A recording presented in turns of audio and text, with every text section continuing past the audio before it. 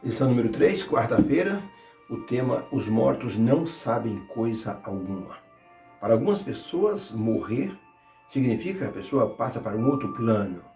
Algumas pessoas colocam no Facebook: meu pai desencarnou, meu parente fez a passagem, minha mãe, ela foi para o outro plano.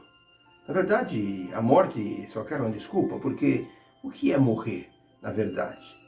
No jantar, uma menina de 5 anos perguntou para o pai: papai, o que é morrer? O pai pensou por alguns minutos e não soube dar uma resposta adequada para a filha. O que significa morrer? Para algumas pessoas que já passaram assim pela vivência de ver pessoas da família morrendo, não sabem explicar de forma correta e ideal o significado da morte. O que é a morte? Essa é uma indagação que muitos fazem. O dicionário Aurélio, ao falar sobre o que é a morte, responde que a morte é o ato de morrer. É o fim da vida animal ou vegetal. É a destruição da vida. É assim que o dicionário define a morte, a destruição da vida. O desejo do diabo é que você morra. O diabo criou a morte. E o desejo do diabo é que você morra, porque um crente na sepultura não faz nada debaixo da terra, ou sobre a terra. Não faz nada também debaixo da terra. Não testemunha, não prega, não fala da volta de Jesus. Então o diabo tem interesse que o cristão morra, mas quando o cristão morre com a fé em Jesus, aí o diabo se desespera, porque ele sabe que vai existir uma segunda chance na volta do Senhor Jesus Cristo. Por isso que o diabo, ele sabe que um morto não faz nada, mas ele criou a ideia lá no Éden: certamente não morrereis, de que a alma é imortal. Ou seja, quando Deus fala a alma vivente, está falando do corpo inteiro pensante. Obviamente, não está falando de nenhum tipo de entidade consciente que sai do corpo e vai para Deus. Não é isto. Mas o diabo criou essa ideia.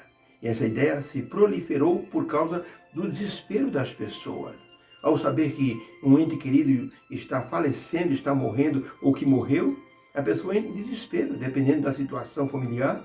Existe assim uma agonia, uma angústia por conta daquele falecimento. Aí vem então a teoria da imortalidade, diz: calma, ele está num plano melhor, ele está com Deus, foi da vontade divina.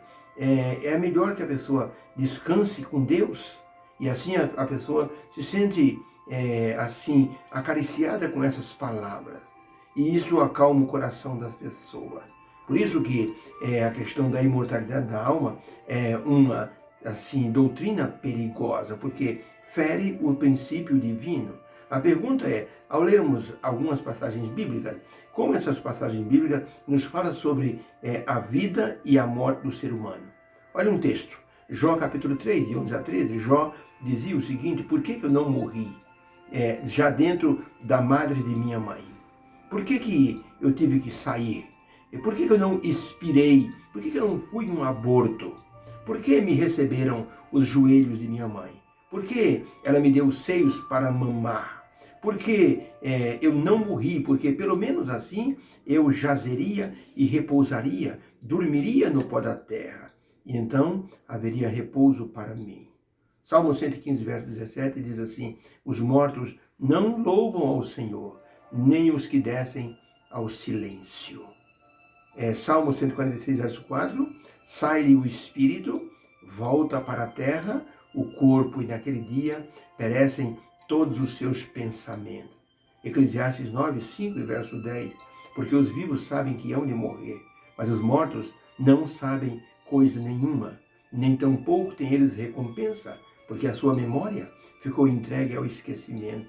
Tudo quanto te vier a mão para fazer, faze-o conforme as tuas forças, porque na sepultura, para onde tu vais, não há obra, nem projeto, nem conhecimento, nem sabedoria alguma. Então, para a pergunta, o que essas passagens nos falam sobre a vida e a morte do ser humano? Nos diz o seguinte, a resposta é: a vida é ativa, mas na morte todos dormem sem nenhuma consciência do que está acontecendo ao redor. Na morte, tudo vira nada para sempre. Os textos são muito coerentes e apoiam a doutrina da alma mortal. O homem se tornou alma vivente. E os textos bíblicos dizem que esta alma vivente, ela é mortal. Jó, por exemplo, queria ter nascido morto, porque assim estaria dormindo até Jesus voltar.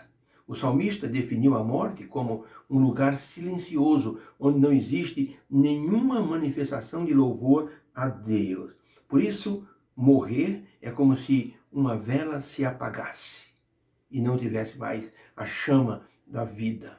O sábio Salomão mostrou a inconsciência dos mortos e insistiu para que houvesse da nossa parte um esforço para, se tivermos que fazer alguma obra, que façamos enquanto estivermos vivos, porque depois de morto não teremos nenhuma chance de fazer nada. Nada existirá depois da morte. Quando se fala da morte, algumas pessoas dizem que a pessoa, se foi boa, foi para o céu. Se a pessoa foi mais ou menos, foi para o purgatório. E se a pessoa foi ruim, foi para o inferno, ou vai para o inferno.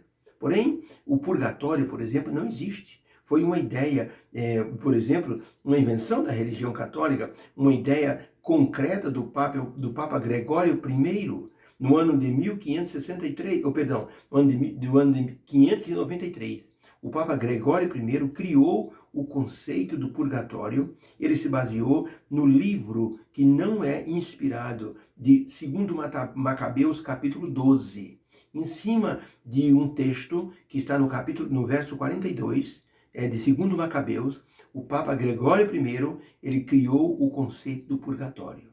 E com isso, a igreja criou uma fonte de renda, porque para realizar uma missa, de tirar uma pessoa do purgatório para o céu, se cobrava valores altíssimos. E assim a igreja foi enriquecendo. No ano de 1539, foi então colocado essa ideia no Conselho de Trento. Em 1563, no Conselho de Nicéia, foi aprovada a ideia do purgatório para sempre. De maneira que aqueles que vão para o purgatório, para não irem para o inferno, eles então são retirados através de rezas, através de orações e transferidos para o céu. Por isso, podemos dizer que o que a Bíblia diz é contrário a essa ideia. Em Mateus 25, 46, Jesus disse que por ocasião do final dos tempos, do final do pecado, os ímpios irão para o tormento eterno, destruição total, e os justos irão para a vida eterna. Não há outro lugar mencionado na Bíblia para onde as pessoas possam ir. De maneira que, nos eventos finais deste mundo, nós temos que ficar atentos, porque o diabo vai proceder a aparições de pessoas assim, que são pessoas mortas e que são parentes das pessoas que creem em Deus, creem na palavra, e esses parentes mortos, na verdade, demônios vão personificar um parente morto, e esses parentes vão falar coisas contrárias àquilo que a Bíblia não autoriza. Por exemplo, olha, eu estou voltando dos mortos porque o sábado não é mais para guardar, porque você tem que aceitar que a alma é imortal. Então, essas aparições demoníacas, que é puro satanismo, vão tentar tirar da mente das pessoas fiéis as verdades bíblicas que Deus ensinou. No livro Grande Conflito, na página 560, Ellen White escreveu o seguinte: muitos serão defrontados por espíritos de demônios, personificando parentes ou amigos queridos e declarando as mais perigosas heresias. Esses visitantes apelarão para os nossos mais ternos sentimentos de simpatia, efetuando prodígios para apoiarem suas pretensões. Devemos estar preparados para resistir a eles com a verdade bíblica de que os mortos nada sabem e de que os que dessa maneira aparecem são espíritos de demônio.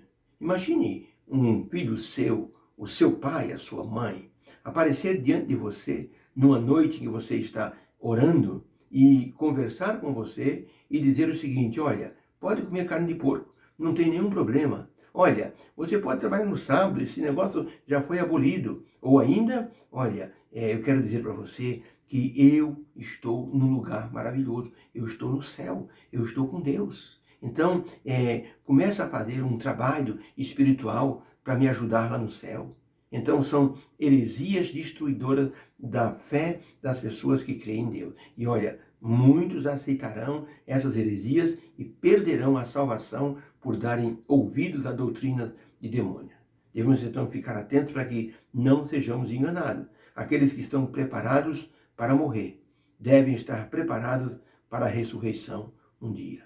Deus nos abençoe. Possamos estar atentos, alertas, para que não sejamos pegos de surpresa com aquilo que vai aparecer no final dos tempos, principalmente com a questão da mortalidade da alma ou imortalidade da alma pregada pelos demônios e por aqueles que adotam esse tipo de doutrina. Os mortos não sabem coisa alguma. Está na Bíblia. E o que disto passar não serve para a nossa crença. Obrigado, meu Deus, porque o Senhor é firme e categórico naquilo que nos ensina. O Senhor disse que os mortos não sabem coisa alguma. O Senhor colocou em Deuteronômio, Moisés falando para o povo de Israel que ia entrar na terra prometida: não consultem os mortos a favor dos vivos. O que fizer isto será extirpado do povo. Então, meu Deus, ajuda-nos a entender e a perceber aquilo que é mentira com aquilo que é verdade. Que o Senhor nos abençoe, em nome de Jesus. Amém. Fica com Deus, um beijo no coração e alerta com respeito aos enganos que virão nos últimos dias. Vale a pena estudar aquilo que Deus nos orienta. Fique com Deus, tenha uma excelente quarta-feira, um feriado gostoso com as nossas crianças. Deus abençoe a todos.